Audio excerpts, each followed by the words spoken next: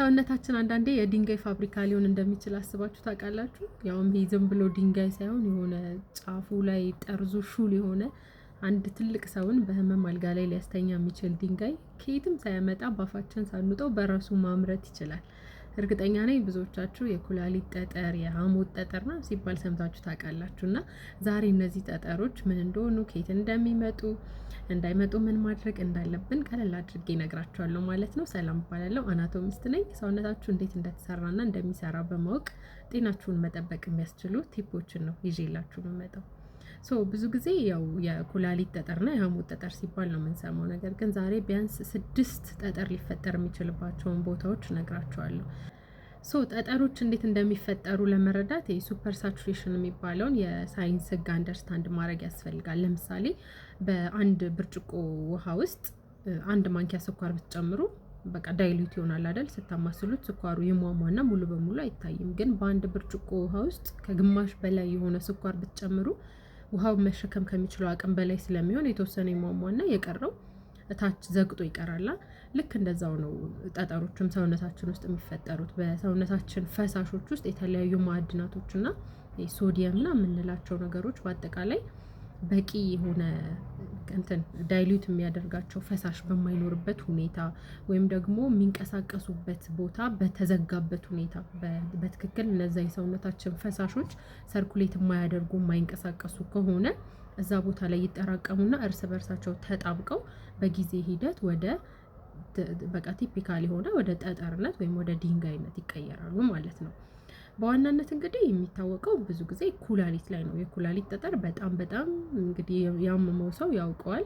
በቂ ውሃ ማንጠጣ ከሆነ የኩላሊታችን ሽንታችን ላይ በጣም ብዙ ማዕድናቶች፣ የተለያዩ ኬሚካል ባላንሶችና የሚሰራ ክፍል ነው ኩላሊታችን። ስለዚህ ቶሎ ሽንታችን ዋሻዌ ያደረገው የማይወጣ ከሆነ እነዛ ጠጠሮች ኩላሊታችን ውስጥ መፈጠር ይጀምራሉ ማለት ነው። ከዛ በኋላ ልክ በዩሬተር በሚባለው ከኩላሊታችን እስከ ሽንት ወደ ፊኛችን የሚወስደው ቱቦ ማለት ነው። እሱ ቱቦ ደግሞ በጣም ኦልሞስት በቃ ፓስታ ያህል ልትሉ ትችላላችሁ። በጣም ቀጭን ነው፣ ከፓስታ ትንሽ ነው ፈር የሚለውና ያ ጠጠር በዛ ውስጥ ለማለፍ ሲታገል በጣም ከፍተኛ የሆነ ህመም ይፈጥራል ማለት ነው። ሌላ ደግሞ የሽንት ፊኛ ላይም ጠጠሮች ይፈጠራሉ።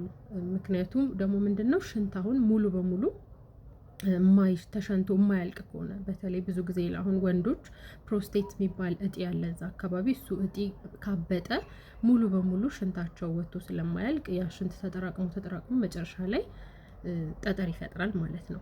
ሌላው የሐሞት ከረጢት ጠጠር የምንለው ነው። ይሄ ደግሞ ባይል የሚባል ፈሳሽ አለ በጉበታችን ውስጥ እየተመረተ ሰውነታችን ፋትን እንዲፈጭ የሚያግዝ ማለት ነው። እና እሱ ፈሳሽ በስነ ስርዓት ወይም ደግሞ በአግባቡ ወደ አንጀታችን ካልሄደ ኮሌስትሮል እዛ ላይ በጣም ከተጠራቀመ በጊዜ ሂደት ወደ ጠጠርነት ይቀየራል ማለት ነው።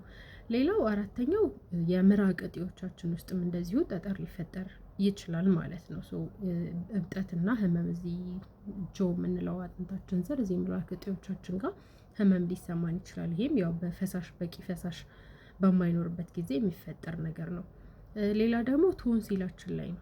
አክቹአሊ ቶንሲል ላይ በፈሳሽ ሳይሆን ራሱ ቶንሲል እጢዎቻችን የተለያዩ ክፍተቶች ስላላቸው የተለያዩ ምግቦች ምናምን እዛ ውስጥ ሊጠራቀሙ ይችላሉ። ባክቴሪያ ምናምን በጊዜ ሂደት ወደ ጠጠርነት ይቀየራል። ይሄ ደግሞ በጣም ከፍተኛ የሆነ መጥፎ የአፍ ጠረን ያስከትላል ማለት ነው።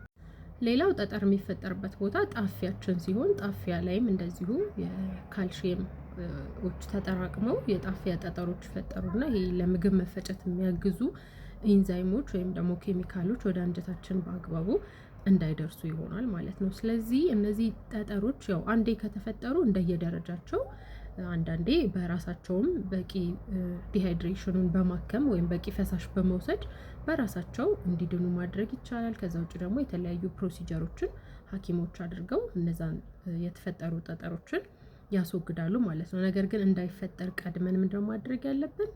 ስለዚህ ውሃ የምትጠጡበት አንድ ተጨማሪ ምክንያት ሰጠዋችሁ ማለት ነው። ዛሬ በቂ ውሃ መጠጣት በጣም ያስፈልጋል። ከዛ በተረፈ ደግሞ ይሄ ክራሽ ዳይቲንግ የሚባለው ድንገተኛ የሆነ የአመጋገብ ስታይልን መቀነስ፣ ይሄ ደግሞ በጣም በከፍተኛ ሁኔታ ለሐሞት ጠጠር ተጋላጭ ሊያደርገን ይችላል። ይሄ ድንገተኛ የሆነ ጾም ምናምን ዳይቲንግ መጀመር ካሰብን የሆነ ቀስ በቀስ ነው እንጂ ሰውነታችንን እያለማመድን ነው እንጂ ማድረግ ያለብን። ዝም ብለን በአንዴ ሁሉን ነገር ትውት አድርገን ወደ ስትሪክት ዳይቲንግ ስንገባ ይሄ ነገር ክራሽ ያደርግና ሐሞት ኮንሰንትሬት እንዲያደርግ ያደርጋል ማለት ነው። ያው የተመጣጠነ ምግቦችን መመገብ በጣም ለጠጠሮች ሰውነታችን ውስጥ እንዳይፈጠር በጣም ያግዛል ማለት ነው።